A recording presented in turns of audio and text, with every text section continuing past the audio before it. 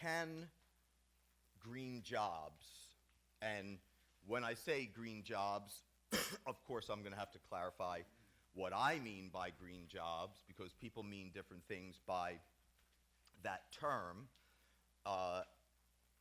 But not only that, when I say green jobs, I really mean a policy package. Policies should almost never be instituted just as a single policy, because there always will be side effects or anticipated unintended effects, and so you almost always want a package of policies together, especially if you're talking about an issue as complex and diverse as a transition toward a sustainable economy, a sustainable society. And so when I say green jobs, I also include the integration of functional finance approach to managing government budgets and the national debt and the monetary system more generally, with ecological tax reform. The use of a variety of taxes, subsidies, quotas, and so on, to try to encourage sustainable behaviors and discourage unsustainable behaviors. So can green jobs stabilize an unstable economy? So how we answer the question depends on our definition of green jobs, the assumptions behind the analysis, and the other parts of the total policy package. So there are two sets of problems, economic and environmental. Capitalism, unregulated or badly regulated capitalism, is both macroeconomically unstable and environmentally unsustainable. And we all know what the macro problems are, beginning with unemployment, which is directly and indirectly related to virtually every social problem, major social problem that we have, poverty, inequality, and we need to solve the unemployment problem without a sacrifice of price stability.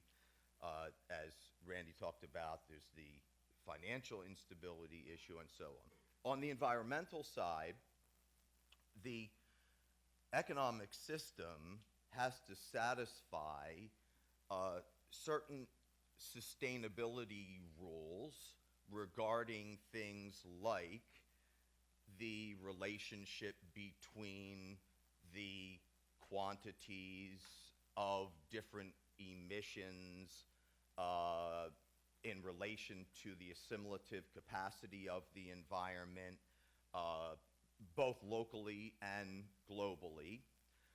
So we can't pollute more than the ability of the assimilative capacity to deal effectively with those emissions. Some emissions, of course, are not assimilable in any quantity at all, mercury, cadmium, and so on. But for those that are, there are limits in terms of the quantity of emissions per time period in a geographic region, and the relationship between the rate of stock renewable resource utilization and the rate of renewal or rate of growth of stock renewable resources. Because unlike flow renewables, or sometimes called perpetual resources, like solar and wind, or I just go to hydro energy, the energy, that results from the movement of water, right? Though those perpetual resources or flow renewables, they're not available, in infinite quantities. The definition of the flow renewable would be that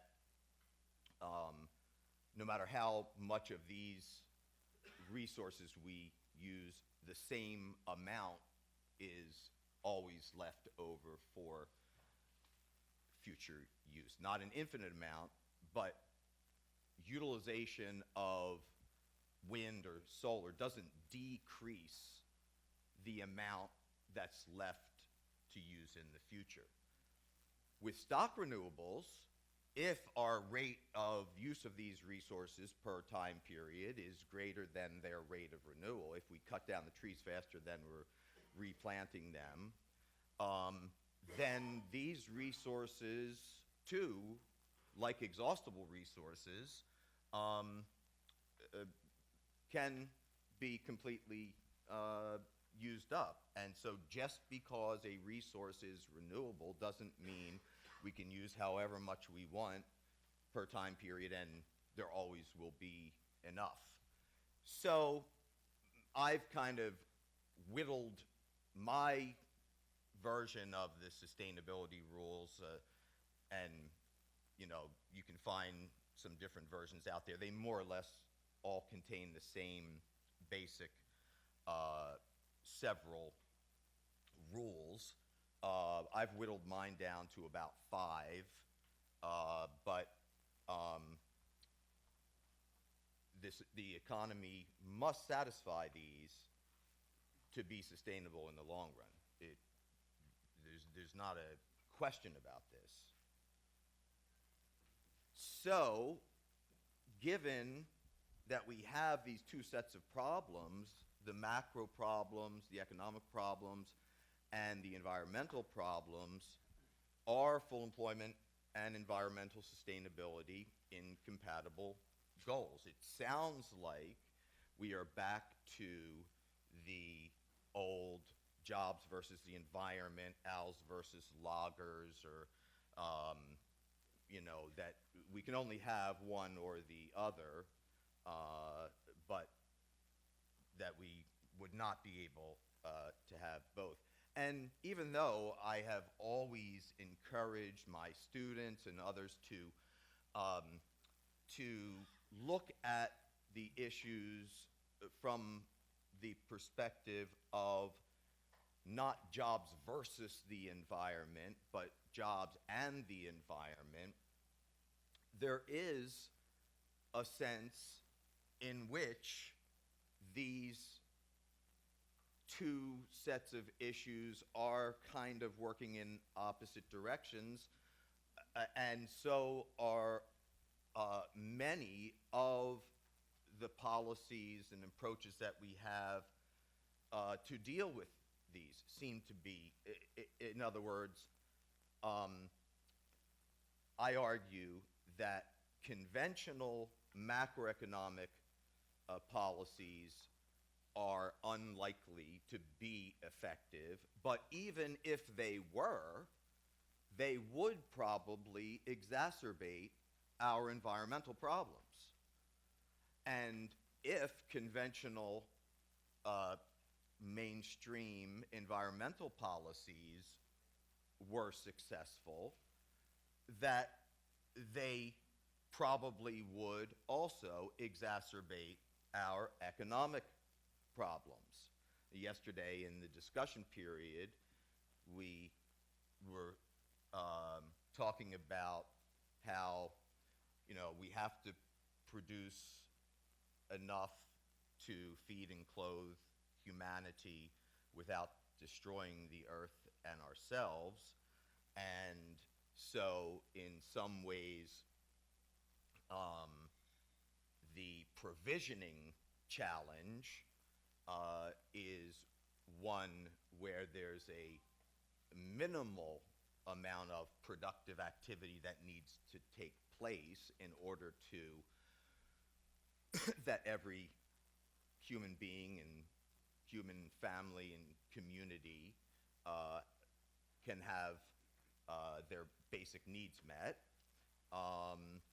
And the environmental challenges kind of set maximums in terms of the amount of productive activity that the Earth and its resources.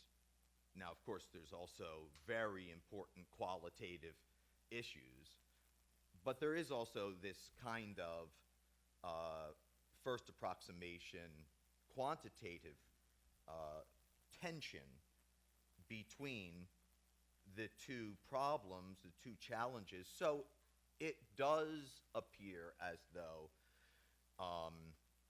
the two goals are not easily satisfied at the same time. So when we are considering solving the unemployment problem, we need to recognize a couple of the different general sources of involuntary unemployment in capitalist economies, and also another very important point about the nature of unemployment in a capitalist economy. So the two broad areas of causes of unemployment,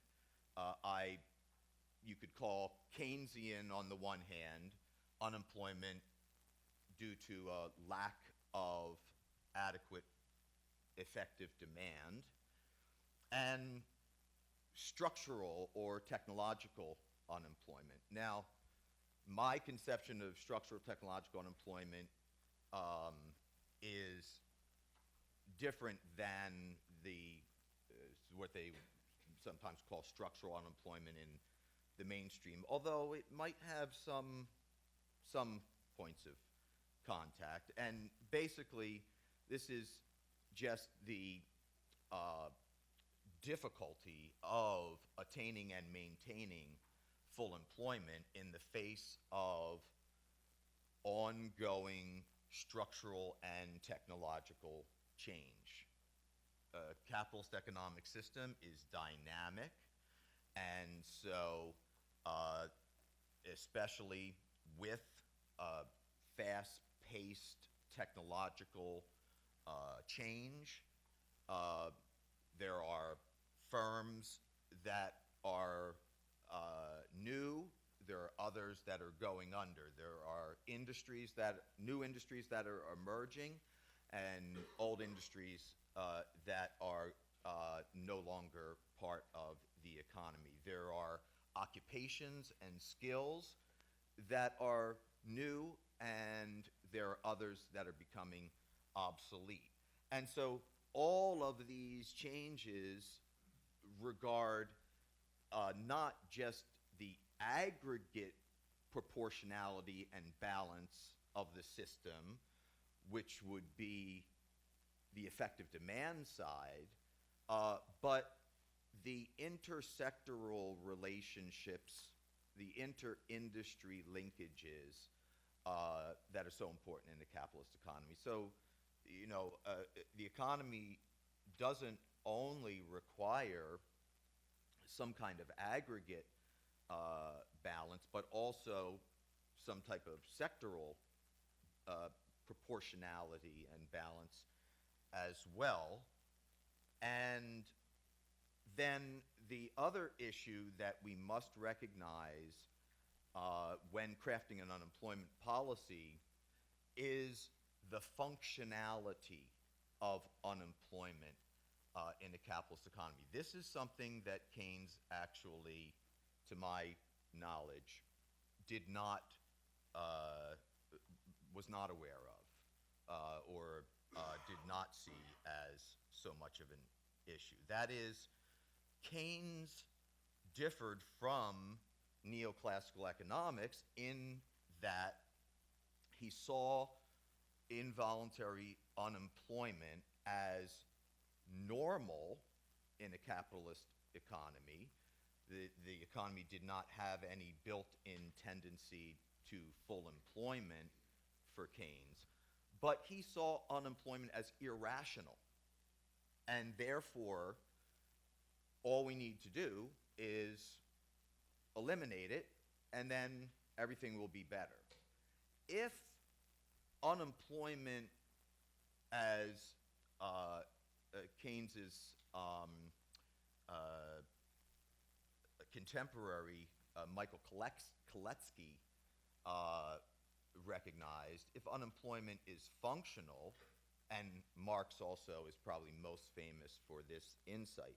In other words, that unemployment actually performs functions in the capitalist system. It serves a purpose, holding down wages, providing a pool of available labor ready to be hired as demand expands, when the economy goes into an expansion, and even unemployment disciplining the workforce, that workers are much more hesitant about making demands when there's a long line of people ready to take their job. When you have full employment, right, then the economy loses those functions. At least it does if we try to stimulate the private sector and normal public sector toward something approaching full employment. It's probably not even possible anyway, but trying to pump up the private sector to anything near true full employment not only would destroy the environment or worsen the environmental problems, but it would not deal with the loss of functionality because if we're doing it by means of sort of pump priming, you know, generic Keynesian stimulus, or, you know, monetary and fiscal policies like that. So just for a minute, I'm going to say a little bit, because others will be speaking on the job guarantee and explaining, you know, how it addresses some of these things. But there are two main ways in which green jobs, as part of a public service employment program, so my green jobs in this sense are all public sector jobs. Okay, they are not private sector jobs. Many people who are speaking about green jobs are trying to see if we can create more green jobs. And more green jobs will emerge in the private sector. Not enough to do anything like employ everybody who needs a job, but a public sector, you know, green jobs core, a green WPA, a green Marshall Plan, has a couple different ways that can promote environmental sustainability. One is that, of course, the people who are performing the work can actually do things that protect the environment, improve the environment, enhance the environment. Here's just, you know, some examples of recycling and insulation, rooftop gardening, urban landscaping. I see a real wonderful area in the emergence of urban agriculture, and that also, of course, is, you know, enhancing the environment, giving young people something they have a passion about. And even unskilled labor can assist in a lot of the tasks that are involved in monitoring, enforcement, education, and research support. There's many, many things to do, right? But also, even if these public sector jobs are not assigned to performing a task that is explicitly enhancing the environment or cleaning up the environment, an economy that increases job creation and approaches full employment through this kind of a program can be more sustainable than if we tried to stimulate the private sector to do the same thing, because public sector activities should not be judged by the same criteria that we judge private sector activities, efficiency criteria. It always gets my goat when I hear people talking about a public sector activity. Public sector activities are not for profit, and so they should not be efficient in the sense of a private market. That's not the goal of a public sector activity, right? Instead, the criteria, of course, they should be cost effective, but the activities can be designed and judged according to different criteria, broader macro, social, or environmental goals. And private firms are compelled by market competition to use technologies that may not be good for the environment, or to use conditions of production that use more scarce natural resources, and so on and so forth. But public sector activities can be designed to pollute less, to use fewer exhaustible resources. And so even if these activities are not performing an explicit environmental service, they will still be more sustainable. For example, we can have many job guarantee activities that are almost pure services, and so are not increasing the pace of environmental problems. And then the last point is this integrating of functional finance approach to budgetary policy and ecological tax reform. And so just quickly, on areas where these two approaches find commonality, both think tax bads, not goods, is what we should be doing. We do the opposite. We tax things we want to encourage: income, innovation, employment, and we don't tax, or don't tax enough, pollution and resource depletion and so on. And then money as accounting information on the one hand versus real resources that are subject to the laws of physics on the other.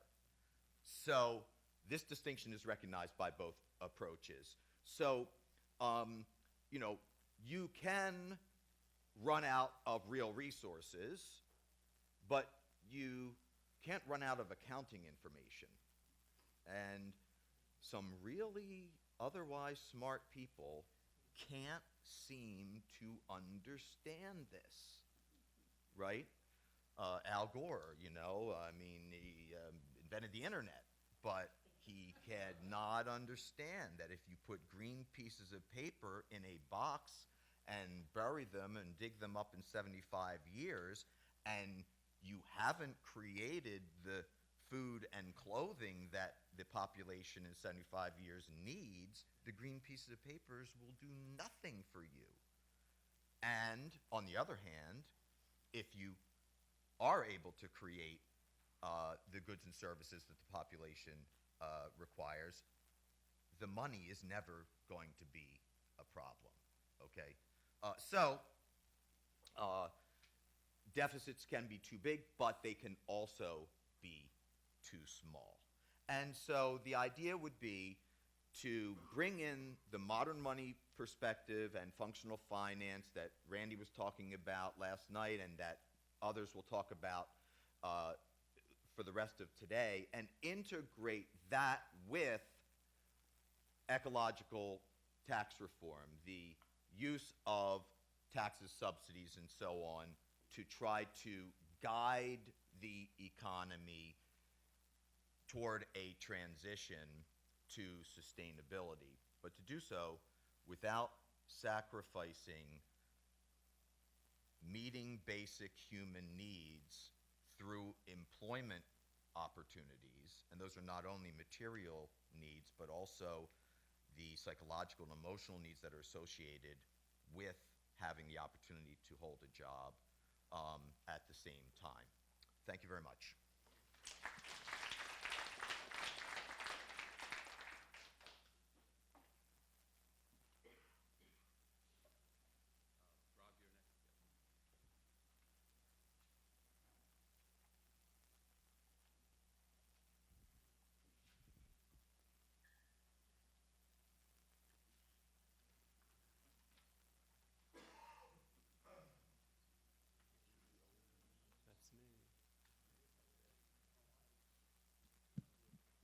Parenteau. Welcome all. Sorry I missed you yesterday, but I had something I need to take care of that I didn't anticipate with my son. I'm very excited to be here. I think it's very important that the modern monetary theorists are speaking with the more sustainable, regenerative economist orientation. I think it's a very powerful union that's happening here. And I had hoped that it would happen in my lifetime, and it's happening, and it has to happen. I don't see any other way forward at this point. I want to talk about building regenerative economies using parallel or complementary currencies, alternative financing instruments. In particular, I'm going to talk about the TAN plan, tax anticipation notes, an approach, an instrument that I cobbled together for the situation in Greece, presented in Athens in November 2013 at the Levy Institute conference. And some form of it seemed to have been being skunk-worked in Athens, but they didn't want to talk about it, and the finance minister almost got accused of treason for looking into this possibility. But it's a very powerful tool, I think, that we will find is a very useful way of slipping past the neoliberal stranglehold on finance and rededicating the state towards public infrastructure that builds the green economy that we all want to live in and that we know is the only way forward for us as a species. So we're facing a huge challenge now in what Joanna Macy calls the Great Turning. There's several different elements to it. One of the main ones is that late capitalism is showing that its growth strategies have pretty much been exhausted. We're seeing productivity growth slowing down around the world. We have demographic waves turning against the supply side of growth.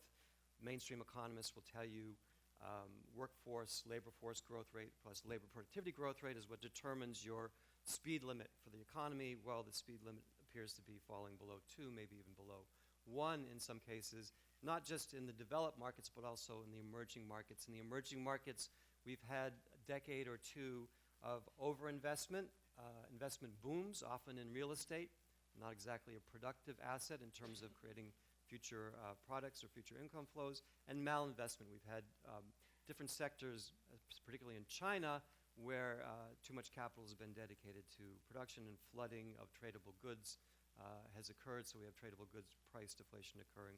In the developed markets, we have an Ouroboros machine, where the snake is chasing its tail and catching its tail.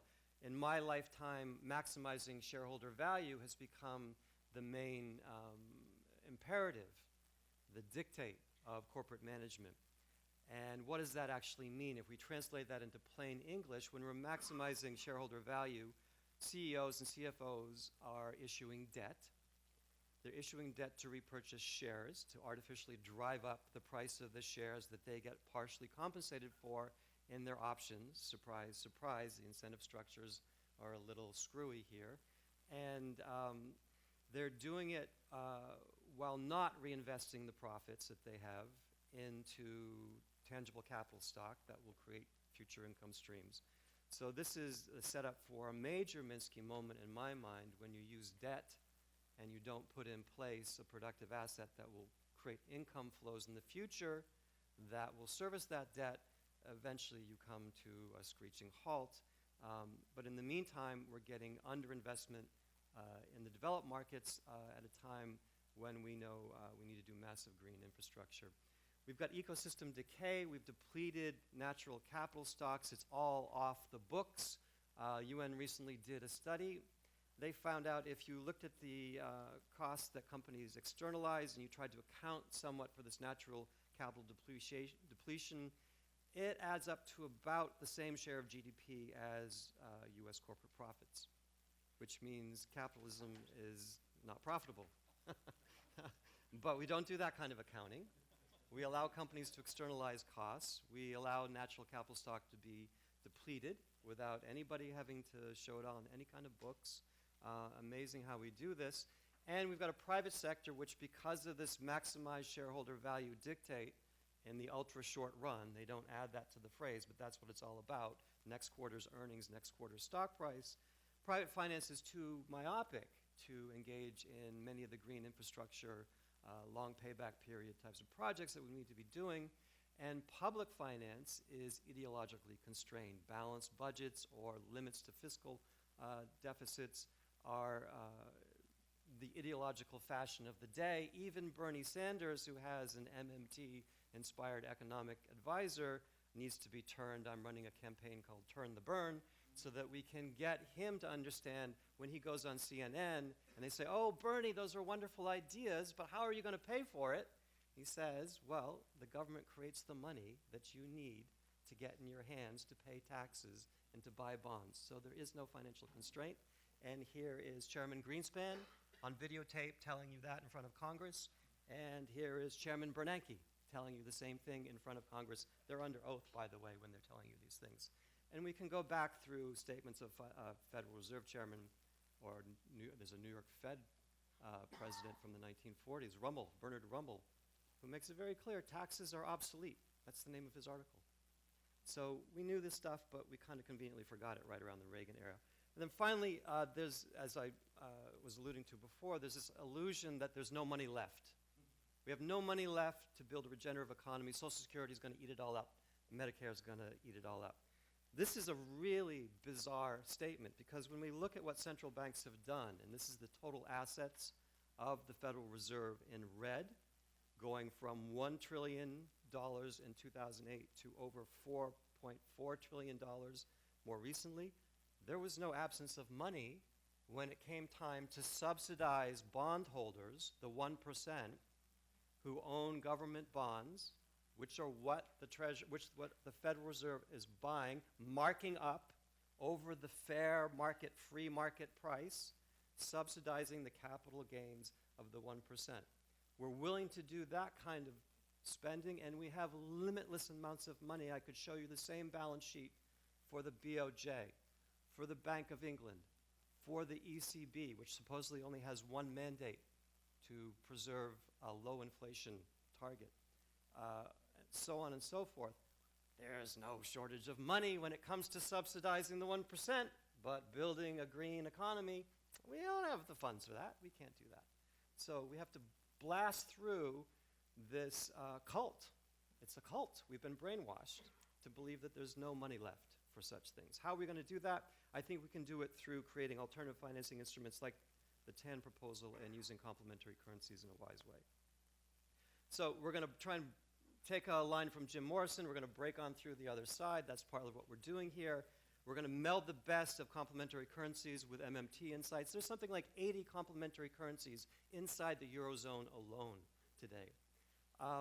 but they don't get widespread adoption beyond the mutual credit networks or the social affinity groups that they're circulating amongst because they're not acceptable as payment for tax liabilities. There was one, the Wurgel, in Austria in 1932, which was acceptable as tax payment, and it was used to do tree planting and road building and so forth locally. 200 towns were about to adopt it across Austria. The Austrian central bank said, no, can't do that. That's not legal. So when we combine MMT insights with complementary parallel currencies, of which there are many, Bernard Lietaer has a whole book about them.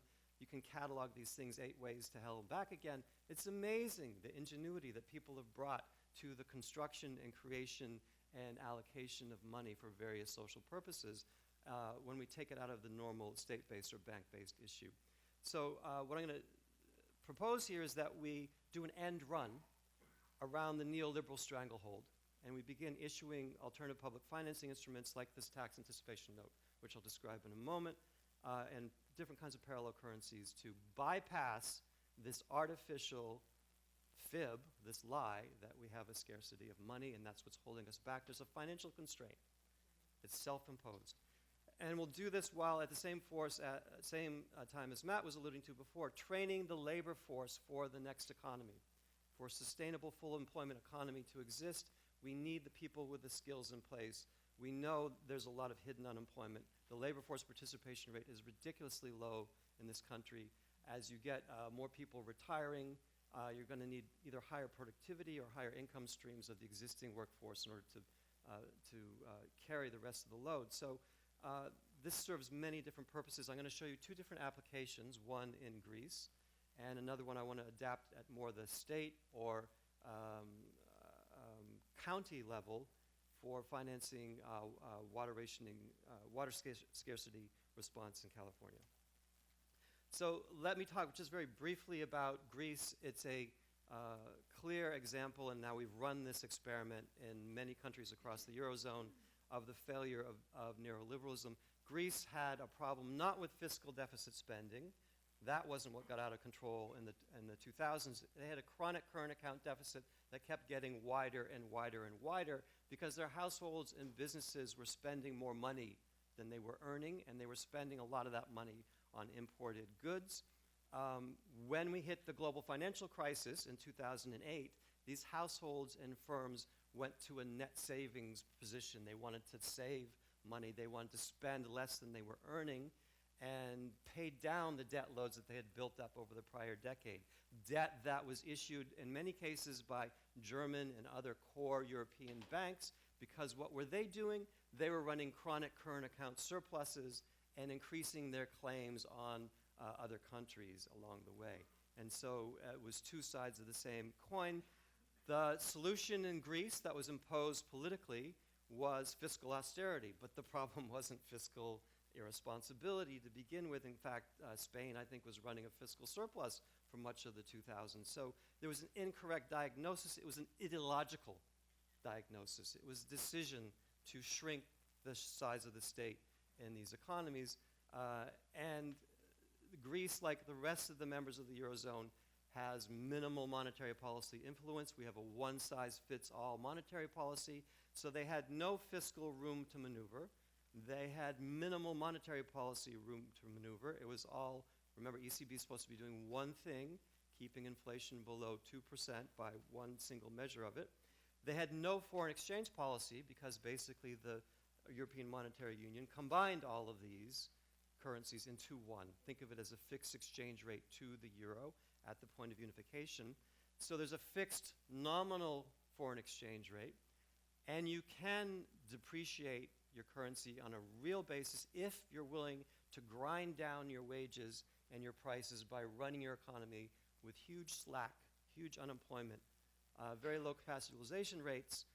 So domestic price and income deflation becomes the only route out for Greece. And that, from the perspective of the core European nations, is the honorable way to do this.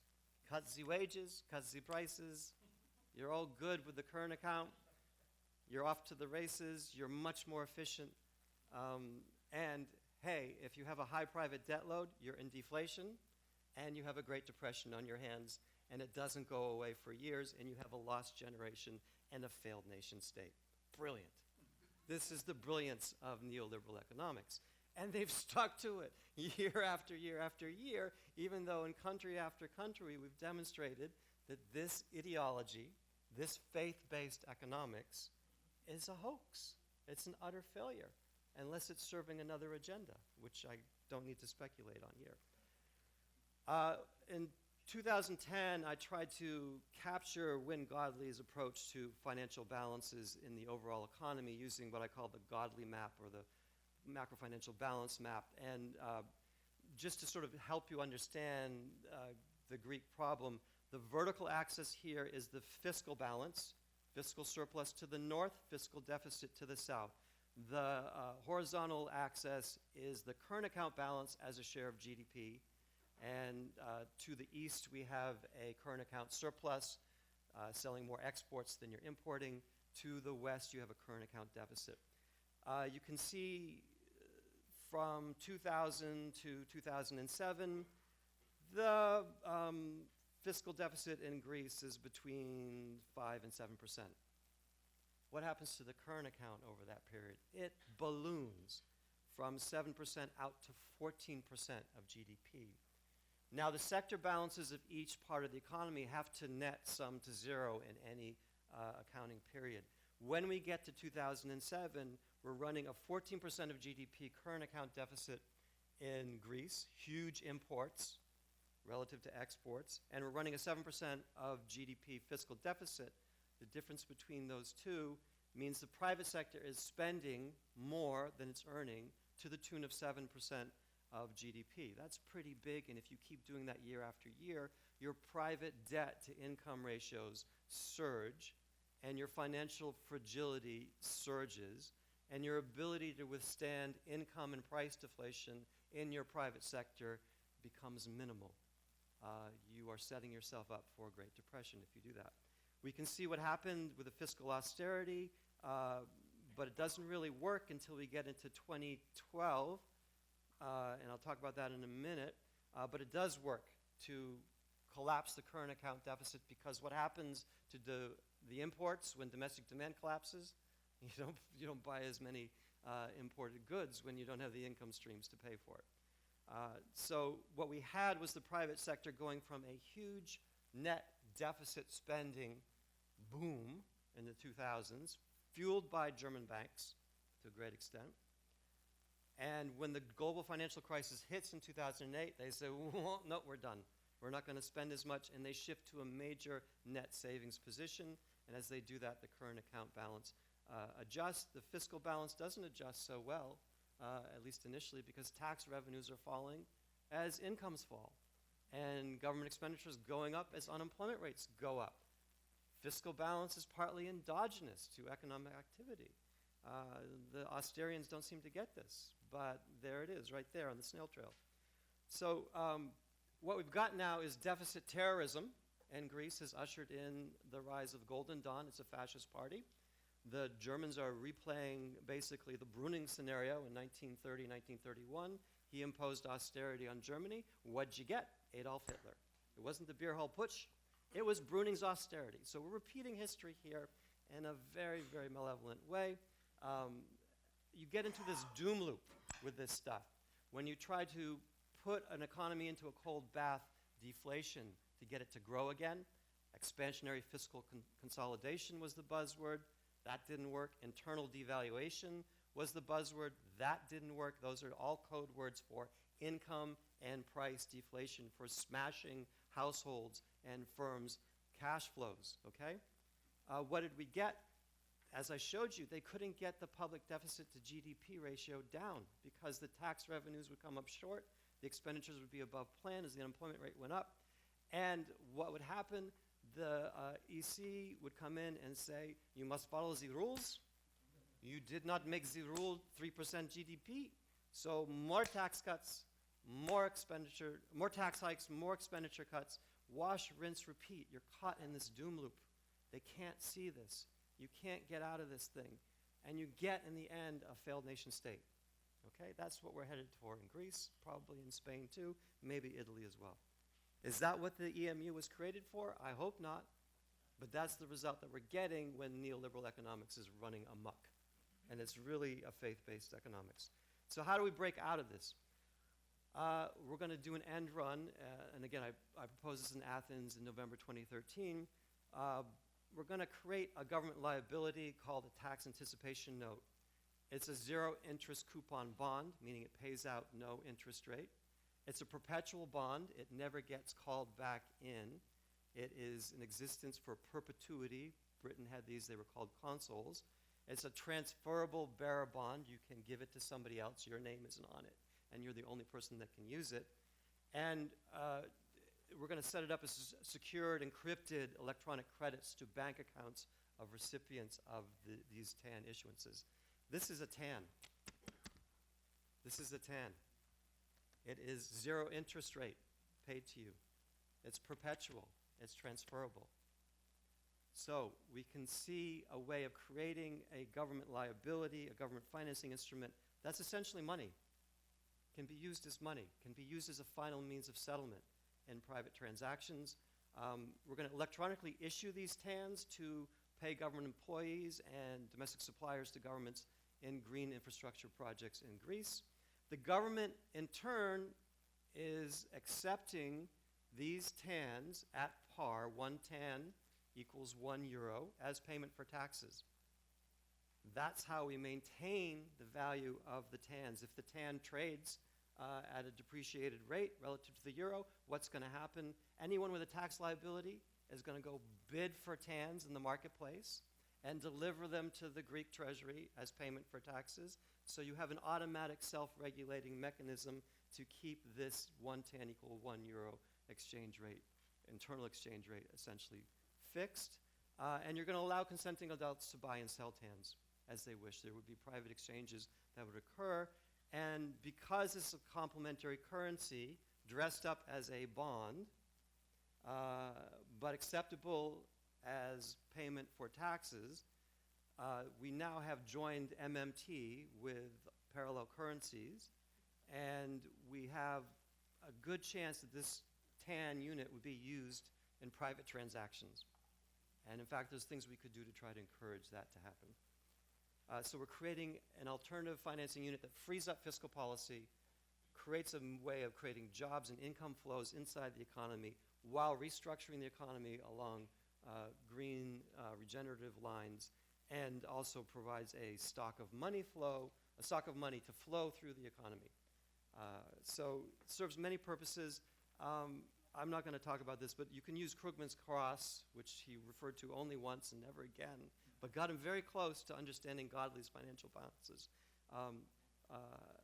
I'm going to jump over this actually, but basically the idea is when the private sector decides to net save, as they do after a global financial crisis occurs, the private sector curve shifts up, and you end up, unless you shift fiscal policy to more stimulative position, with lower GDP. If you try to go to government balanced budgets, you get even lower GDP. And in a highly privately indebted economy, that's the kiss of death. That's almost insurance policy of getting you into the Great Depression. An ELR would create a vertical, an employer of last resort would create a vertical fiscal balance schedule, and you could create it to target any nominal GDP level that you would require given the private sector net saving preference schedule. And I'm not going to go into this, but I can do that afterward with anybody that wants. So how could we apply this in the case of Greece to have TAN finance green growth? We saw the problem is the current account. A large chunk of the current account deficit in Greece is energy related. So we could use TAN-financed ELR and green infrastructure projects in large-scale solar panel install. Germany's got solar panels all over the place. Germany's a cloudy place. I don't know if you've ever been there. It's a lot cloudier than Greece. So Greece could actually become a net exporter of solar energy to the rest of Europe. Never thought of that. We could install solar rooftop water heaters. We could have wind and wave energy farms. Greece has some shoreline, I'm told. It can be windy out there sometimes. We could do rooftop rainwater catchment programs. We could do gray water reuse programs. We could do community food forests. Many, many things we can do. Once you begin encountering these possibilities and you take away the financing constraint, the sky is the limit. and the potential will grab the political imagination of people who are being downtrodden by neoliberal faith-based austerity economies. So this also would free up euros for external use and for essential imports like pharmaceuticals. A lot of pharmaceuticals come into Greece, and external debt service. Now let's take this from the nation-state level down to a state level. We've got a huge drought problem in California. Can we apply TANs to drought remediation and wise water use? Governor Brown's going about it in 4 ways. One is to try to redirect more Colorado River water to California. Good luck with that, because a couple other states that have the same interest. He's using rationing. That's a politically third rail. He's creating all kinds of enemies with that. He's replacing grass with AstroTurf all over the public spaces. And he's got his father's edifice complex. Pat Brown liked to build big, huge things, pour lots of concrete. And Jerry Brown wants to do hugely energy-intensive water desalination plants. Wrong way. We could do this another way. We could use an alternative TAN-financed California WPA and CCC projects, as Matt was recommending before. We could do laundry-to-lawn gray water reuse. We could change lawns to food forests, sheet mulch them. I've done this. You get 6 volunteers. It takes you 2-3 hours to put cardboard down and compost down. In 2-3 months, you begin growing your own. You basically have your own supermarket in your front yard. Gray water reuse and composting, toilet subsidies, all kinds of ways we could use TAN-financed WPA CCC projects to do this. And here at this level, the TANs could be accepted either at the state level in payment for income taxes or at the county level for payment of property taxes. So you're creating a demand for these TANs. And this actually builds on a prior experiment within California. They were using scrip for a moment or two there when they had a budget deficit problem a couple years ago. And just last year, we legalized community currencies in California. So there's room to believe that this could occur without having to create too much trouble. We used to know how to do this. This is the Berkeley Rose Garden. It's a beautiful place. In the spring day, there's no better place to just sit and realize you're happy to be alive. Beautiful view of the bay across. They built this in 1937 at the tail end of the Great Depression. Who built it? The WPA. We once knew how to do this. We can do this again, and we can use it to serve the purposes of creating wiser water use within the state. We can also use it to mainstream permaculture ideas. We lived by permaculture ideas for thousands of years as a human race, basically using our understanding of how natural systems evolved and working with it, not working against it, enriching it, not depleting it. So this is a way that we could sneak permaculture practices, and Bill Mitchell, one of the MMT bigwigs, is all over this. I just got my permaculture design certificate. I highly recommend it to all of you. You should know this as basic, like high school level education. We should all have this. The tribe once taught us this, or else we didn't survive. So we can do this again. And how do we get our hands around the possibilities here? In the US, we use about 100 gallons per day of water. In the UK, only 40. Well, part of that, a big part of that, is the fact that we all want to believe we have French estates, so we have these lawns in front of our houses that serve virtually no purpose except we get to mow them every weekend, and we drop 19 trillion gallons of water into them per year. It's insane. We can turn these into food forests for ourselves, for our neighbors, and cut that in half at least. Drip irrigation, mulching, all kinds of ways to do this. We have also in this country 900 billion gallons, almost 1 trillion gallons per year of untreated sewage water flowing into the waterways, because when it rains, the sewer systems back up and they have to let out the excess. And in each home, between 10 and 20% of the water use is just leaks. Okay, so there's plenty of places where we can begin to make improvements here. Gray water reuse, something as simple as taking the water from your washing machine and dropping it through a mulch basin and drip irrigating it into your lawn where you have fruit trees and so forth growing. That could save 10 to 20 gallons per person per day. That can be done in an afternoon. You can train teenagers, you can train long-term unemployment people to do that in an afternoon. This is something that's a no-brainer. And gray water is typically 3/4 of indoor water use. So we're talking bathroom sinks, We're talking showers, we're talking baths, we're talking laundry machines. We can do rooftop rainwater catchment projects. You get 1,000 gallons for each inch of rain on a 1,500 square foot home. In Sebastopol, they get 36 inches. That's Northern California, 36 inches of rain per year. So you can basically take care of all your water needs on site. That creates an interesting solution for the water infrastructure upgrade, which no municipality, no county, no state is prepared to do, and nobody wants to talk about.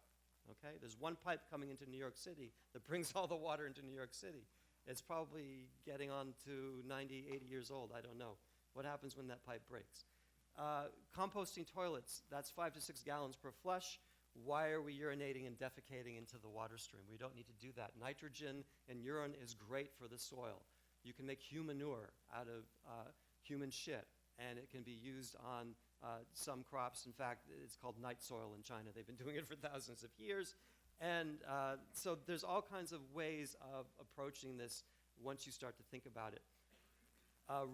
So we can do this residential. I've worked with a variety of nonprofits. They're on the ground. They've been doing this for over a decade. They've shaken these systems down. Daily Axe is one in Petaluma. Permaculture Skills Center in Sebastopol is another one.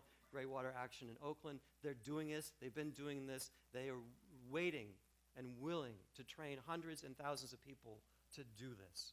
So if we had TAN financing, we could launch this tomorrow. They just want capacity. That's all they want. And this is Trayton Heckman. That's his front yard. You know, nature is naturally abundant. The one instruction in all our DNA is life wants more life. You put an apple tree in your front yard, and you have too many apples before too long. You have to give them away to your neighbor. So he's converted his whole front yard into a food forest. Now he knows his neighbors. The guy walking the dog, you give him an apple. He wants to know what's going on with your front yard. So you're reconnecting people with nature. You're reconnecting people with their neighbors, with community.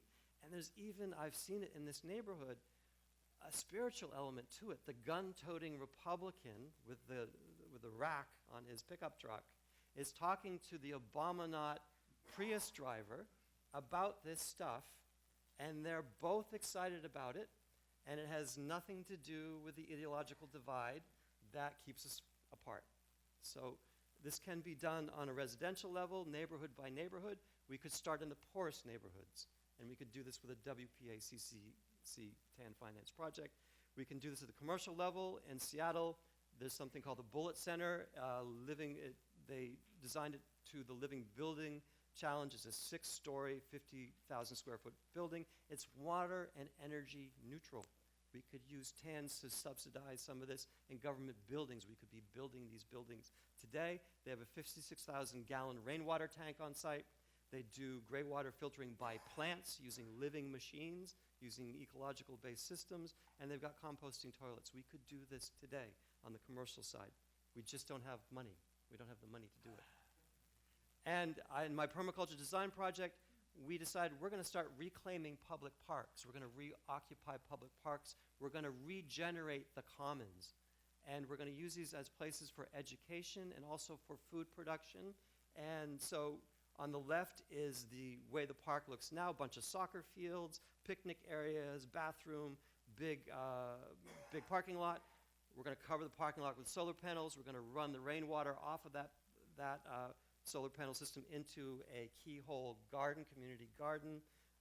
We're going to do all kinds of demonstration projects around gray water reuse in the bathroom, so on and so forth. We can recapture public parks, which we've assumed we just go for picnics or we go for the soccer game, turn them into community building areas using TAN-based financing as part of the approach here. So it can be done on many different levels today.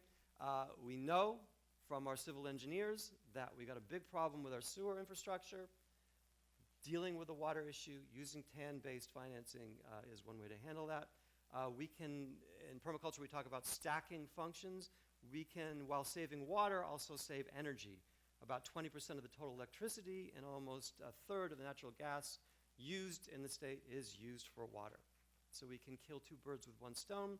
And there ought to be ways of being innovative about monetizing the future cost savings while we go about redesigning water infrastructure along these lines. So in San Antonio, Texas, they have to spend $5,000 per acre foot of water to get new aquifer water rights. If they want to build a new dam and run pipelines, that's going to cost them $1,000 per acre. They can get the same results, cutting water usage by over a third, almost 40%, just at $300 per square foot. That's where we can hit it. That's where we can do TAN-based financing. That's where we can do state and county-based WPA and CCC. This is all doable. We just have to break the stranglehold of neoliberal economics on our minds. So let's reclaim money. Let's compost the old economy. And let's build a new regenerative economy. It's doable. It's happening. Let's make it happen.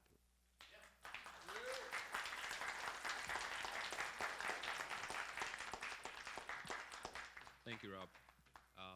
While Scott is setting up his PowerPoint, I just wanted to say thank you for the presentation. I don't know about you guys, but I think we should have this man in the White House.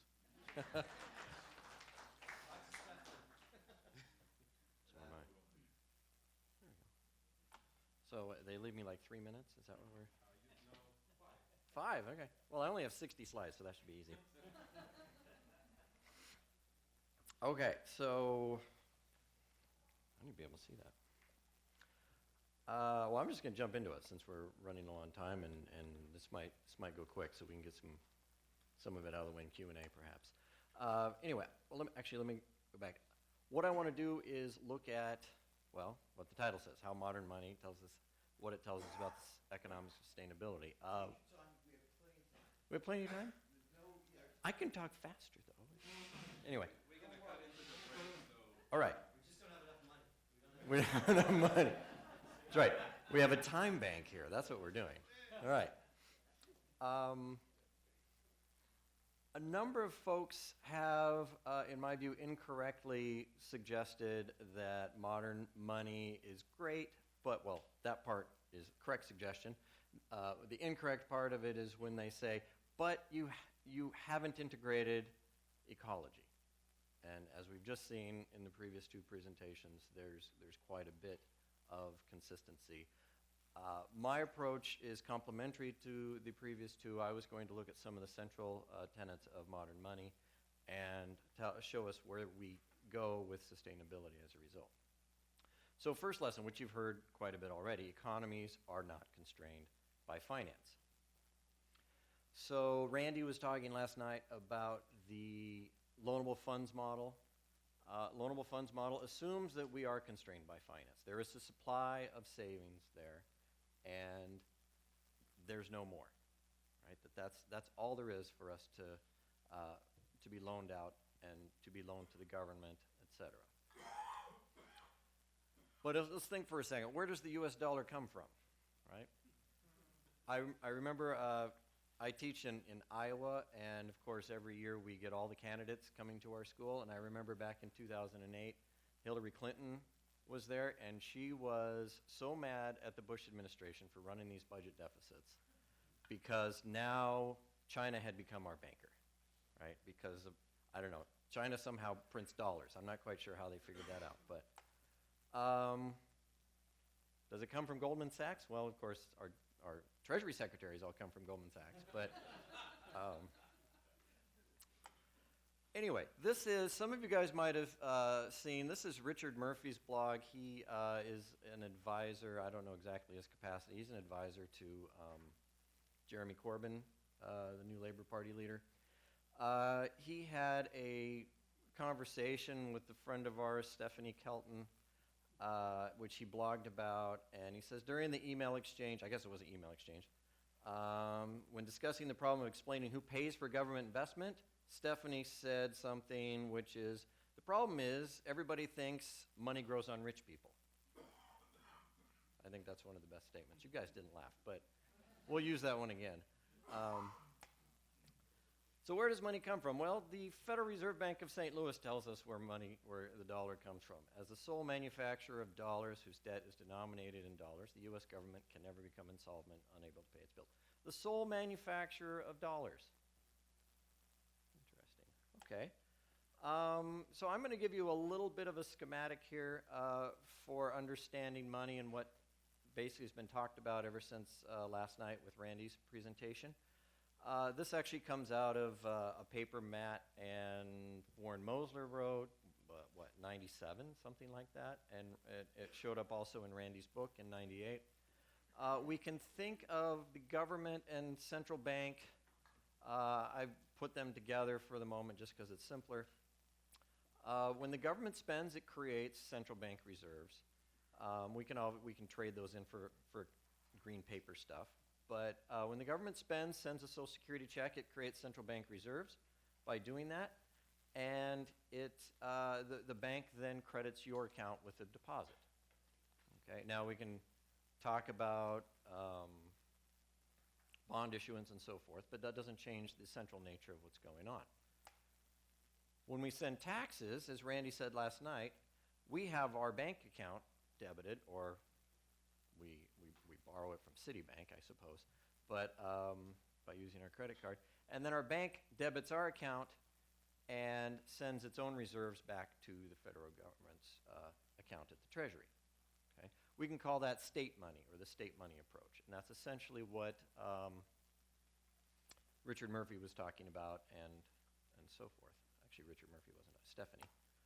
But that's not the only kind of money that gets created. And I don't like the word money because all money is a liability of somebody.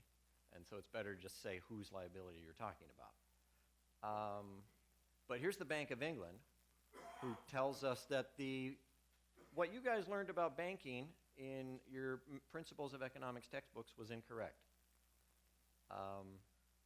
There is no fractional reserve system. Okay, we have reserve requirements do not constrain banks. Reserves do not constrain banks. Deposits do not constrain banks. Okay, as they say there in bold, whenever a bank makes a loan, it simultaneously creates a matching deposit in the borrower's account, thereby creating new money. Rather than banks receiving deposits when households save and then lending them out, bank lending creates deposits. And Randy was talking about this last night, that it's the loanable funds model, the money multiplier model that you learned is incorrect. Banks just create money out of thin air. The process is not constrained by reserves. It's constrained by other things. Should be constrained by being able to find creditworthy borrowers. It's constrained to some degree by capital requirements of banks. It's constrained by the fact that some people may or may not want to borrow at the prevailing interest rate and those sorts of things. Could be constrained by regulators telling banks what they can and cannot do along the lines of what Randy talked about last night. And it should be. But they're not constrained by reserve requirements or reserves and so forth. And you can't make them constrained. There's a lot of folks on the left that are trying to find ways, 100% money and so forth, to constrain banks. And in my opinion, none of those would work in that way. So what we can do is look at banks creating loans and deposits as sort of a horizontal expansion. Okay? And the reason why we do a horizontal expansion is because they're not creating net worth for the private sector when they do this. Whereas the government, when you receive a Social Security check or any sort of payment from the government, that is net worth going into the economy. Okay? And then when we pay back loans, it destroys those deposits.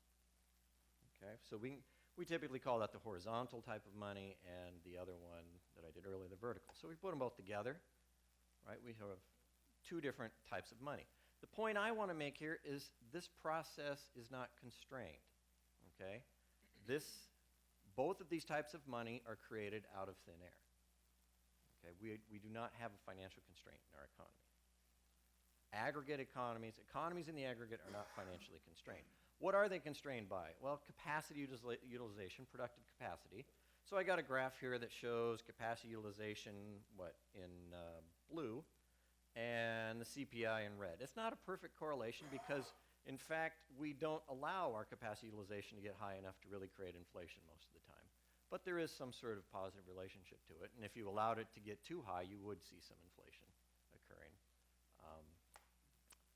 What else are we constrained by? Well, as the previous presentations told us, we're constrained by ecological constraints or capital or whatever the word is you like to use. So you may have heard about the unburnable carbon movement or the, what's the word I'm talking, the assets one. What's the word I'm looking for with the? Stranded assets, that's the word, right? That A significant percentage of the fossil fuel reserves that we see will never be burnt, because if they do, we will go well over the 2 degrees Celsius increase limit that governments at some point are going to constrain themselves to. And so at some point, these fossil fuel companies are going to have to write these off their balance sheet. So economies are not constrained by finance. They're constrained by productive capacity and ecological limits. We're going to move into that one a bit more in a second. One thing that I find interesting, this is a paper that Citi put out just a month ago, and it's pretty good. And it's kind of a big deal because Citibank is saying this. It's saying, you know, sustainability is a big deal. Climate change is a big deal. We need to be doing something about it. But this is the typical thing you see in this literature that's attempting to influence policy, which is they measure the costs of climate change in money terms. So we measure the costs of ecological damage in terms of something that has no constraint. Isn't that kind of weird? If we need $44 trillion in 100 years, we can create $44 trillion, right? Might not be advisable, but it's not the constraint that we have that we should be worrying about. Full employment is a policy choice. I've been talking about this morning a bit. Some of you may have seen this a little less than a month ago. Warren Buffett, poverty in the US makes no sense. You really shouldn't have an economy with over $50,000 in GDP per person and have lots of people living in poverty who are willing to work. Maybe Warren would like to give up some of his excess over 50,000, but to make sure that happens. But he doesn't need to, because of course we don't have a financial constraint at the aggregate level. Think about that though. A family of 4, we have enough GDP in this country for a family of 4 to have $200,000 worth of goods and services on average. So why do we have poverty? Well, this is something I like to bring up a lot. The Fed still does this. They don't say it the same way, so I pull out the one from 1999. But look at the underlying stuff at the bottom. The Fed had raised interest rates at that time. Why did they raise interest rates? Because the pool of available workers willing to take jobs. What's another word for that? Unemployed people. Unemployed people who are involuntarily unemployed, right? That pool has been drawn down further in recent months, and that's a trend that has to be contained if inflationary imbalances are to remain in check and economic expansion continue, right? So we have as a policy rule that 10 to 20 million people need to be involuntarily unemployed, meaning they are looking for work and they can't find it. We're not even including the people who've stopped looking or who are underemployed and so forth. So full employment is a policy choice. But then at the micro level, who do we blame unemployment on? Right? We blame it on the people who are unemployed. What do we do about it at the fiscal policy level? Right? Well, Obama thinks money grows on rich people, apparently. Right? So, well, there was something else I was going to say there, but I forgot. Okay. So we can answer Warren Buffett's question of why it's happening. It's a policy choice. We are choosing to have poverty in this country. We are choosing to have involuntary unemployment. It is a choice that we are making. There we go. Matt was talking about with the green jobs and so forth, how irritated you get when people say, well, it won't be efficient and so forth. It won't be, and that we shouldn't measure the efficiency of the public sector relative to the efficiency of the private sector, which is of course true. The way I like to say it when faced with that one is, well, you've got the wrong opportunity cost of unemployment, okay? When you say public sector employment versus private sector employment, you're not doing likes against likes. The opportunity cost of private sector unemployment, the opportunity cost of public sector unemployment is private sector unemployment. How efficient is unemployment? How efficient do you have to be to cross that hurdle of private sector unemployment? And in addition to that, all the other costs that come with unemployment, right? Prisons, more police, right? More social workers, more divorces, more health care, all these sorts of things, right? Pretty low bar for a job guarantee to cross, actually. In fact, it could be inefficient and still probably cross that bar. Yeah, we don't have the money, right? You mean to go back? Anyway. So what do, right? We say, we need jobs, so we need the Keystone Pipeline, right? We need the 150 jobs that's going to create, or whatever it is, right, for 2 years. Right? I'm exaggerating, I think. Maybe not. Yeah, so, but that's how ridiculous it is when we choose to create unemployment in the economy. Well, the other thing that we do is we subject all of our regulations about the environment and all of our policies about the environment and so forth to cost-benefit analysis. Now, nobody's against measuring costs and benefits, right, and evaluating those things. But cost-benefit analysis is a particular method of doing things, of monetizing everything. Again, in terms of something that has no limit, of course. And one of the things that's always interesting is, who was it, Matt or Rob, talking about how we subsidized the 1% after the Great Recession, QE and so forth, subsidizing the 1%. How come you never had cost-benefit analysis of subsidizing the 1% with QE? They were never subjected to cost-benefit analysis. Gramm-Leach-Bliley was never subjected to cost-benefit analysis. Every government regulation is supposed to do. So am I wrong, or what do you mean? I'm going to look that up. I'm assuming. Yeah. What's that? There you go. See, I knew I was right. All right. There we go. That's right. But the other thing is, look at this stuff. Electric utilities, industrial point sources, on-road vehicles and fuels. Are these macroeconomic costs? When a utility has to spend, is that a macroeconomic cost, or is that income for somebody else in the economy? It may be a cost, maybe we're misallocating, but that's not the way to measure it, right? What about the benefits? Well, thankfully, the Clean Air Act appears to have been about $12 billion of net present value, so we got it.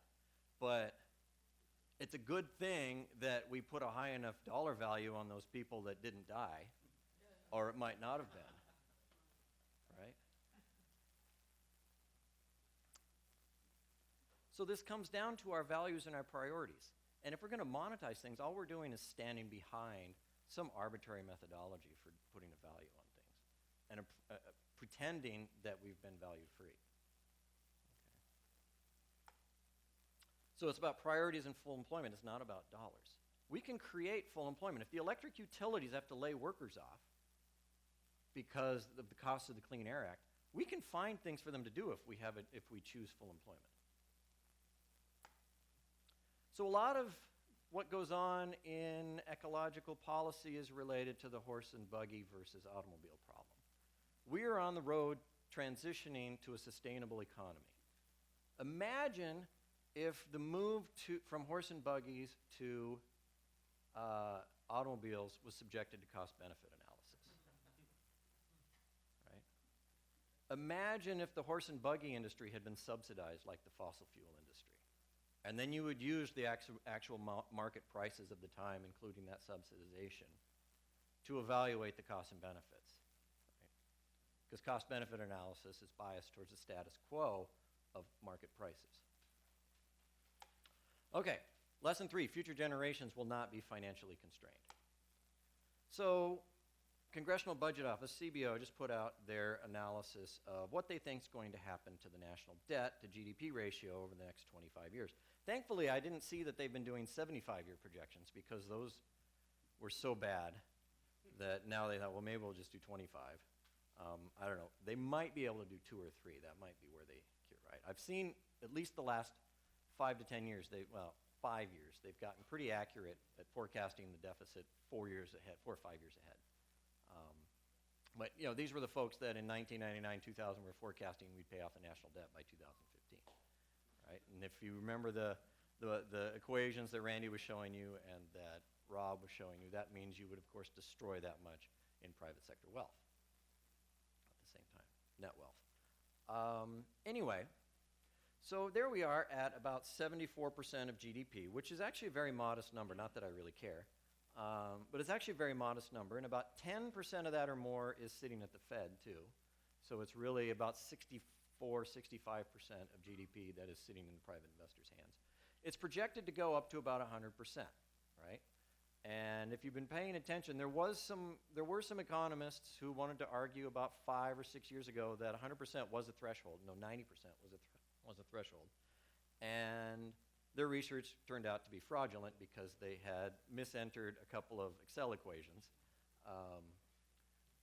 doing their analysis. Of course, what they were doing was wrong anyway. There's a guy, I think he's in England somewhere, Timothy Sharp. Tim and Matt, those sound a lot alike.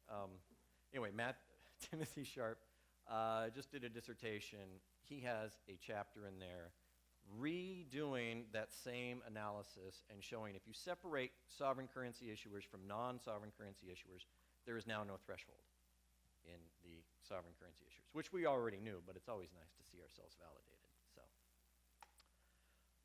Okay, so if we look here, this is CBO's projections of what's going to happen.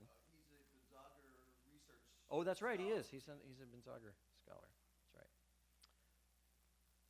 Okay, anyway. He does fantastic work, so you should look it up. So this is CBO's extended baseline projections of what's going to happen to Social Security, Medicare, all these sorts of things that are driving this national debt projection. So the main thing that's going on there's other things here that I could talk about, but in the interest of time, I'm just going to hit here, is that if you add those two together, Social Security and Medicare, it's going to go from about 10% to 14% of GDP the next 25 years. And that's a crisis, right? 4% of GDP is a crisis. We need to worry about that. For some reason, nobody ever mentions that over the last 70 years, we've gone from 0 to 10, and we didn't fall in the ocean. But going from 10 to 14, we will fall in the ocean. But again, CBO apparently thinks that money grows on rich people, right? They should know that, as the Fed says, the government is the sole manufacturer of dollars. Paul Ryan also thinks money grows on rich people. This is one all the MMT people will know very well. This is from like 2005 or something like that. He was asking Greenspan about private personal retirement accounts for Social Security, if that's going to create solvency in the system, which is a whole different issue that I don't have time to get into. Greenspan says, there's nothing to prevent the federal government from creating as much money as it wants and paying it to somebody. Right? So he knows money doesn't grow on rich people. Greenspan is so frustrating because sometimes he says things that work so perfectly, and sometimes he says things that are so incredibly asinine. But such is the internal, inherent contradictions of somebody who follows Ayn Rand, right? So, as we know. All right, so. But Greenspan also shows that he understood what the constraint was. It's nice to have the cash, but it's got to be in the context of real resources being created at the time those benefits are paid. As Randy Ray said in one of my very favorite quotes of all time, we can't bury Winnebagos and dig them up again in 25 years when the baby boomers are retired, right? In the future is when we need the productive capacity. We can't save today for them. We need to create the productive capacity. Okay. So you would think if CBO is telling us this is a crisis, that it has all these negative impacts on GDP and inflation and so forth. So here's their projections of what's going to happen to inflation and GDP. Well, inflation's going to be 2%. That's horrible. The Fed would die to get inflation at 2% right now. They would love that, right? Real GDP, nominal GDP is going to grow 4.3, 4.2, 2.2, which everybody thinks is essentially a potential anyway. I think they're wrong, but that's a different point. Unemployment is going to be 5.3%. It's going to be horrible. You're going to hate it. Okay? But there's always this but, right? We have to worry about the fact that if the government borrows more, it crowds out private investment, right? Crowds out private investment because, again, money grows on rich people, right? And so what we have to do is have some sort of mini austerity, right? These are the changes we need to taxes and spending as a percent of GDP. And if we wait, it's going to be even bigger, right? To get ourselves back to 74% of GDP debt or 38% of GDP debt, which was our apparent average over the last 50 years, as if that matters to anything. But because, of course, austerity worked so well in Greece at creating more investment spending and capacity. Right. Okay. So that was just a thing. So again, though, in the future, we won't be constrained by money either, right? And so when we go to ecology, we have the same issue that we had before. Here's Bill Nordhaus, also projecting 3 degrees Celsius. We're going to lose 1% of GDP in the future. His estimates are low because his model is what they call weak sustainability, but still fairly significant costs. But again, these are in money terms, right? We'd be much better off thinking about it this way, and this is from the City paper. We're going to have reduction in crop productivity.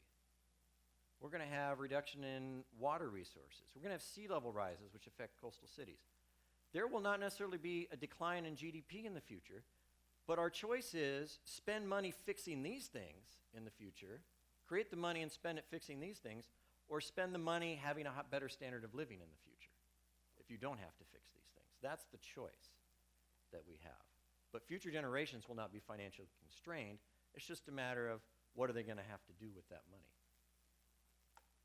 Lesson 4, interest rate is a policy lever. So again, here's our loanable funds market, and that supply of loanable funds and demand for loanable funds creates this equilibrium interest rate, and we love equilibrium, so that's the right interest rate, right?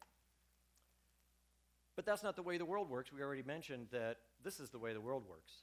We have 2 different types of money that we can look at, and neither of them are constrained.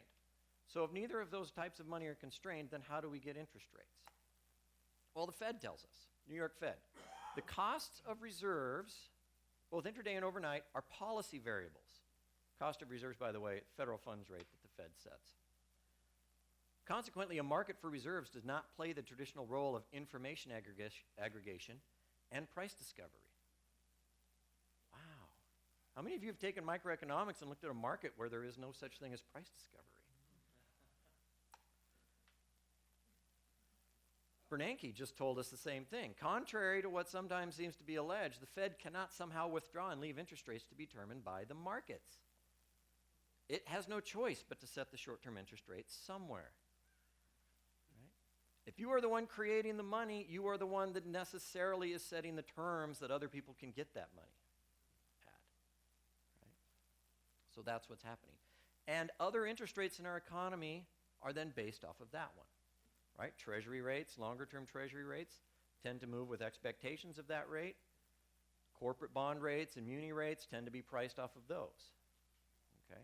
There is no natural interest rate in the economy that markets are setting. Markets are pricing off of a rate that is a policy variable.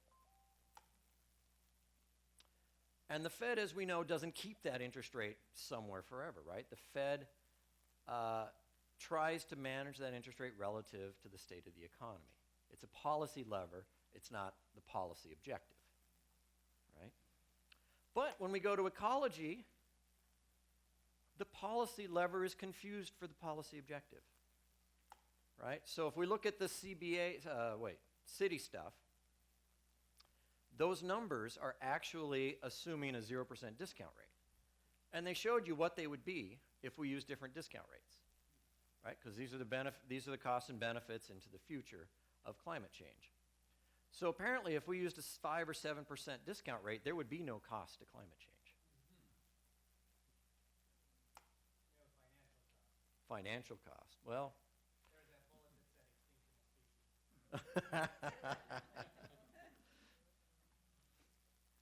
touche. We have two views on the natural interest rate, or the natural rate of discount, as I like to call it. The positivist view. This is Nordhaus. By the way, all these folks are Keynesians that I'm talking about here on the ecology and interest rate stuff. Discount rate should depend primarily on the actual market returns that societies can get on alternative investments. To use any other rate would be to misallocate scarce financial capital, right? Because money grows on rich people.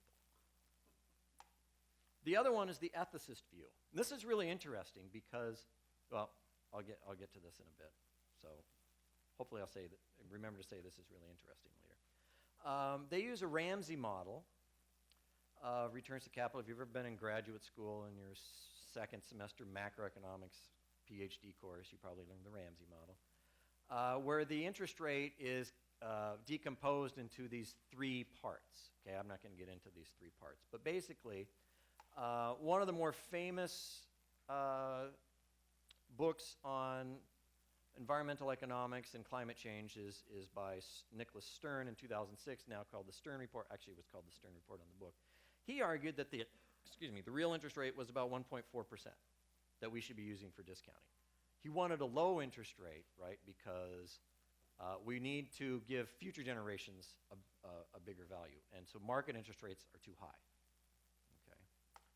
In fact, though, the positivist view of market rates can also be broken down because they come from the same loanable funds theory. And so this is how Nordhaus breaks it down. He gets to 5.5. And that's how he breaks down the 5.5.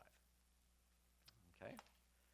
So if we look here at a paper that was attempting to, a guide for the perplexed, explain this for everybody and sort of find this middle ground on this positive ethicist debate, this is like the monetarist Keynesians and so forth in macroeconomics. Cass Sunstein, maybe you've heard of him. He was working for the Obama administration at a fairly high level and was doing setting up the cost-benefit analysis there.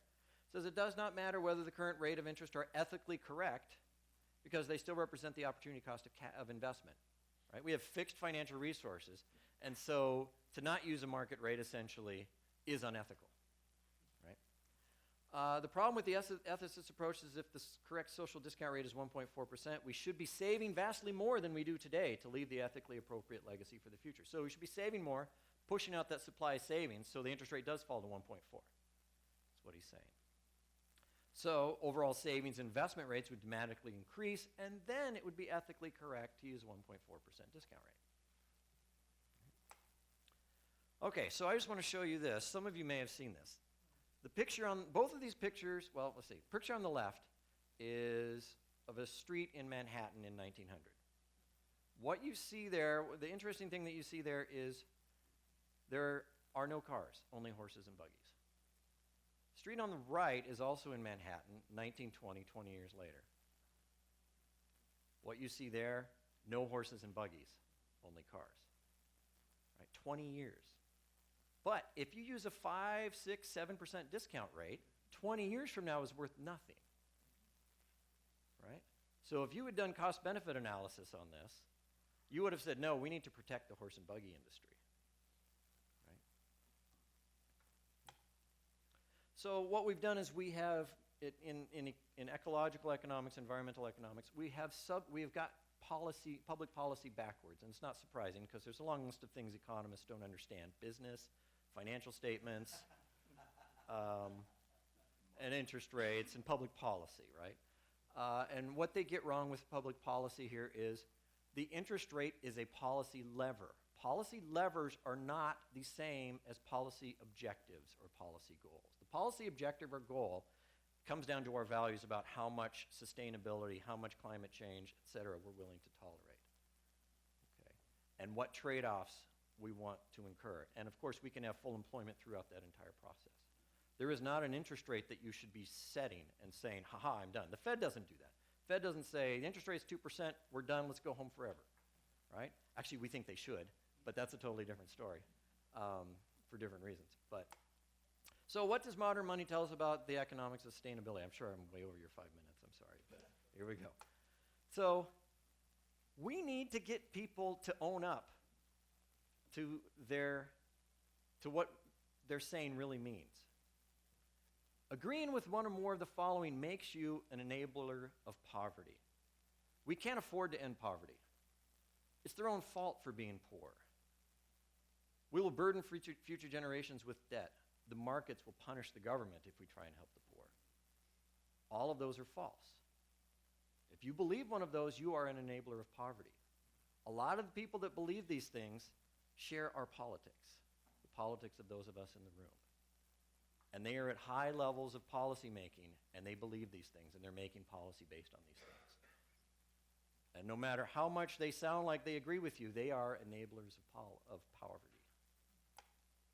Enablers of climate change denial. Again, a lot of them share our politics. They hide their analysis of the effects of climate change, biodiversity loss, and so forth behind costs or even benefits in money terms now or in the future.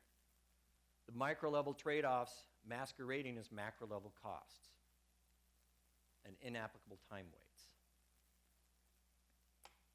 So in the end, evaluating the impacts of climate change, biodiversity loss, and so forth, I wrote this down so I wouldn't forget it, by the way, are inescapably reduced to priorities and values, not money, not interest rates, etc., about the extractive versus sustainable economy both now and in the future. And that's the way it should be, and that's what we should be focusing on. And anybody who wants to focus on this other stuff needs to be called out for being a climate denier enabler. Thank you.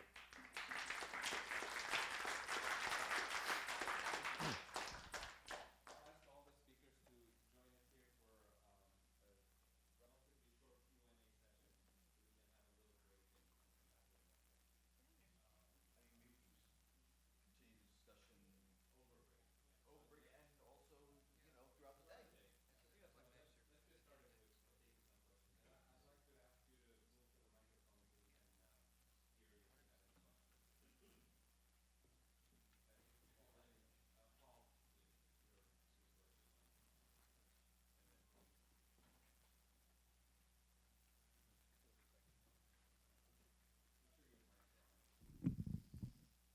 Scott and Rob, can you talk about which leaders, political, economic, or business, are enablers of poverty or deniers of poverty? The climate change, you know, we can talk about later, but like who, can't we send this 4-question quiz to the head of the Fed, the president? Can't we get people on the record? Have you heard of Congress? Congress shall make no law. Yeah, the economics profession, Federal Reserve in some cases, sometimes they understand parts of it. Certainly, I don't know too many people in policy circles that understand it, although I do hear from people who talk to people in policy circles that they do understand it, but they tell us they can't say it out loud. Okay, so this is just the follow-up. This is for Rob and Scott and Matt.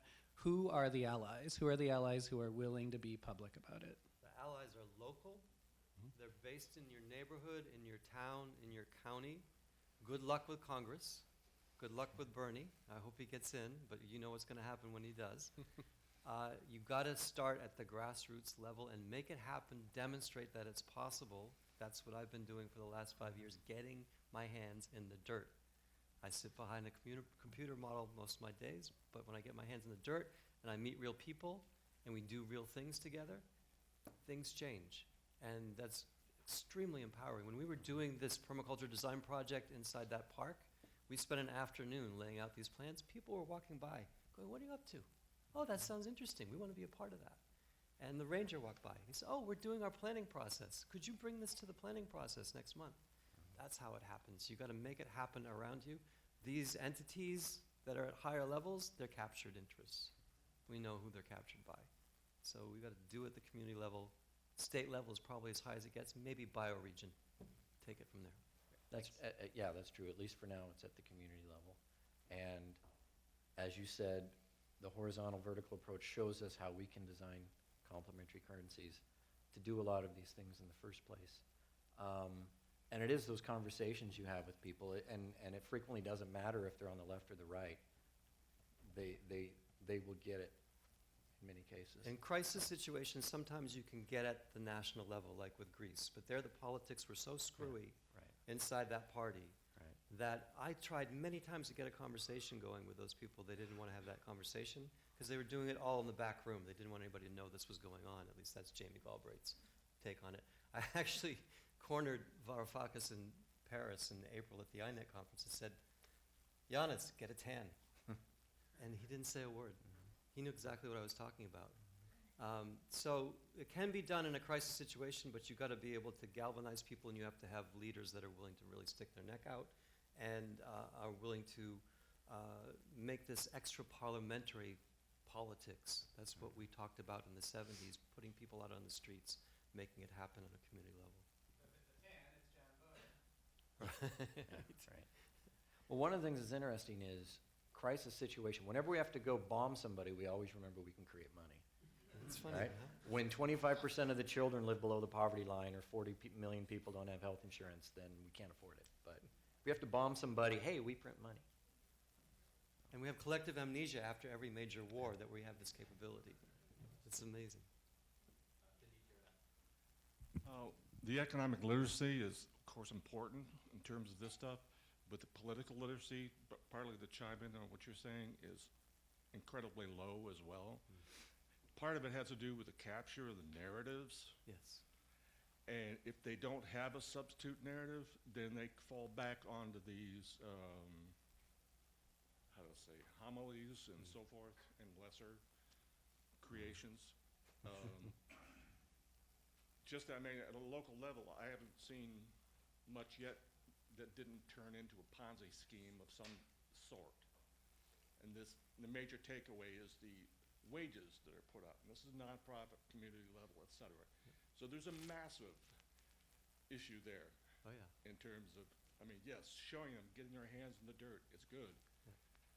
But there's other levels of it where, how to say, things like audits, Yeah. you know, are important. As a non-economist, this question probably makes it obvious, but to Robert and anybody else, the financial powers in the European Union and historically in the World Bank or International Monetary Fund must understand the results of austerity. They've been documented for hundreds of years. What is their motivation in continuing to push that in the face of almost certain catastrophe in the entity that is being forced to undergo these austerity measures? It's a cult. We need religious deprogrammers. They believe in the free market. They believe prices adjust. If you allow prices to adjust, you will get to full employment. This is the essence of neoliberal theology. This came in as a reaction to the social experiments and economic experiments of the 1970s. It was a very conscious decision. It's why people like Matt and Randy were sent to Siberia in economics, because they had an alternative view. It actually corresponded to the real world much better than the mainstream view, but it's a theology. And so they will deny and deny. The recipe for Greece is cut more spending, cut more public jobs, raise more taxes, go gather more taxes. They still don't get it. It's denial. Human mind has amazing capacity for denial. It served us well in some cases. We're all going to die. We don't want to face that. We'd be paralyzed if we thought about that every minute. But it can also create real problems. And this is the neoliberal faith. It is a faith-based economics. Markets will get you to full employment. Just get government out of the way. Let prices adjust. Well, one of the prices that needs to adjust is the interest rate, and that's set by the government. So we've got a problem here. We need a cult deprogrammer. My question is, in Ohio, the Ohio Constitution has all kinds of limits on how much state debt we can go into. And because an alternative currency, we're talking about a bond, a TAN, but wouldn't it be correct, because it's a perpetual zero coupon, we could say to the Ohio Treasurer's Office, no, you could mark this as equity. Technically, legally, perpetual debt is not debt. Okay. It's basically equity, and it does not get counted in public debt to income or public debt ratios. That was part of the reason for issuing it as a perpetual bond. By packaging it that way, we can go through all those ceilings, and there's no problem. We have the financing. So you're absolutely right. And again, this is basic finance. We should be able to talk about this, but because it's ideologically charged, we can't recognize the fact that a perpetual debt is not counted in the debt calculations.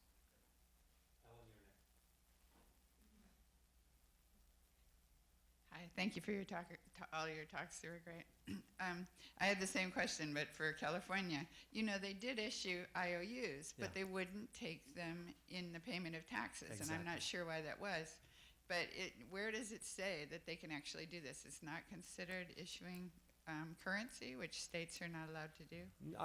I've got several conversations going on with lawyers and municipal finance people, and they have yet to raise a red flag on all of this. I think it's a fear that, okay, so we issue these IOUs, and we're going to receive them back, and so how are we going to pay outside suppliers, outside of state suppliers, and so forth? They're not going to accept these IOUs. People in state have a reason for accepting them. They have to pay taxes that the state imposes on them. But outside the state, so how are we going to pay for those things? There's two problems. There's a failure to recognize that the demand for money has something to do with taxation. We just don't think about it that way. And there's also a natural conservative orientation of state treasurers and municipalities. This is an experiment. Actually, it's one that we've done many, many times if you look at the history of complementary currencies. But this is a hidden history. No one talks about this stuff. So, Well, they could. yeah. Article 1, Section 10, arguably is pretty clear that states aren't allowed to do this, but like a lot of laws, pretty early on, once that was set up, it was sort of got around, and there's a long history Yes. of this being done. So whether or not you were going to challenge it on that constitutional basis, practically speaking, it hasn't been, and there's a long history of it being done. That's why if you issue it as a bond, not as a currency, Even the 19th century history of bonds were pretty clear that if it's accepted in payment of taxes, and we're doing research now on the legal history there, that it is money, but nobody brought that constitutional challenge, Right. and it's sort of, you know, if you tried now with that history, California's already done it. So Right. if you try that legal history, the court would probably work out some jujitsu. the problem is defining it as legal tender. This was also the case in the Greek, the 10 that we were proposing. If you declare it as legal tender officially, you got a problem. But actually, the ECB gave its blessing to parallel currencies in Greece, and even Schäuble, Finance Minister Schäuble in Maine, is saying, well, maybe Greece needs an alternative currency to get by here. We'll put them on the side, and they can just fiddle with an alternative currency, and then they can come back in. It's called the drachma. The challenge here, and I'll stop, is that Article 1, Section 10 doesn't talk about money, it talks about bills of credit. Right. So we can. And that has its own legal history and definition. Right. It's far closer to bonds and a much wider Right. spectrum of monetary instruments. So again, I think legally, you could definitely make the case the Constitution doesn't allow it, but practically speaking, the legal history is that it's been allowed. I can find a lawyer and pay them to say that it's legal. I'm sure we can do this. That's the issue. And so who's going to take me to court? And when they do, that's a big political issue, because if I've got 100 water rationing and water reuse wise policies going on in California, and some jackass conservative is going to come after me and say that's legal tender, he's going to get hung. It's going to be a revolution. So, that's it. That's it. One thing I wanted to say, I'm really glad we're having this conversation because we can't really have this kind of policy-oriented solutions without the legal scholars who have been working with us over the last few years. So thank you for being here, and thank you for all the work that you're doing with the MMT network. I'll take one more question, and then we'll take a break. My question is for Rob. I was going to ask you if the EU will allow Greece to implement a TAN, but you might already answer my Yeah, question. the ECB's legal department gave it its blessing.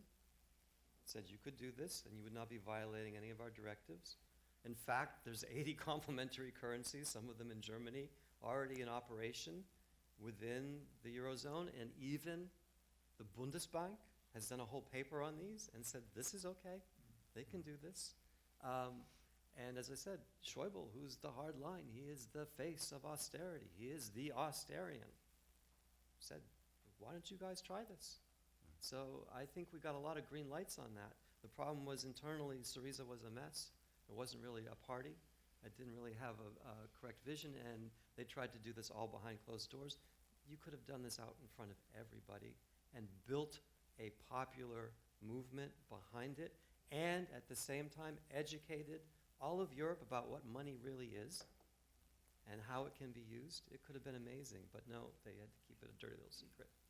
Well, I guess the transnational capital that controls the ECB will never let that happen. Well, remember, ECB's legal department said, you can go ahead and do this. Well, because they knew it would work, Yeah, we can debate that. It's a hypothetical. I guess.